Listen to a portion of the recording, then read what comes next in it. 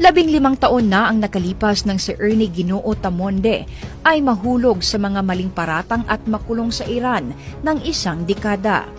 Inakusahan umano siya ng pagiging espiya at sangkot sa ilegal na droga, dahilan upang siya ay hatulan ng parusang bitay.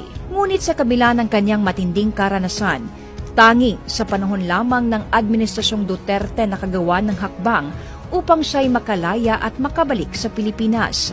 Nagawa ng ating Pangulo, siya lang po ang bayani na sumagip para makabalik ako sa Pilipinas. Dumaan po ang may ilang presidente mula noong 2009, none of them nakapagbigay po sa akin ng kalayaan. So, ang nagawa po ni President Duterte sa akin, talagang asin, natikman po ang kalayaan dahil sa kanya.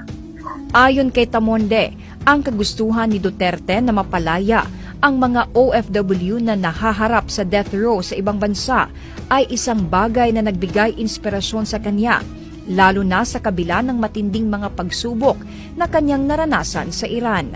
Kaya naman, hindi nito matanggap ang sinapit ngayon ng dating Pangulo na isinuko sa International Criminal Court o ICC sa The Hague, Netherlands. Ako dumanas doon sa ibang bansa sa Iran. Kinuha niya ako. Tapos ang nangyari lang sa taong bayani sa puso ko na kumuha sa akin sa Iran, parang binigay lang sa ibang bansa para litisin. Paano nangyari yun? Kasi ang pinaglalaban niya lang, gusto niya tayong ipalaya. Maranasan natin ang kalayaan na galing sa mga kasamaan. So, ang nangyari, ganun po ang naranasan ko sa kanya. Kalayaan ang binigay ni President Duterte sa akin. Tapos ngayon po, kinuha lang siya doon. Sa kanyang librong ginawa, itinuturing niyang isang red diamond si Duterte bilang simbolo ng kabayanihan at walang kapantay na malasakit sa mga Pilipino. Ang buhay ng ating Pangulo, parang diamond yan eh.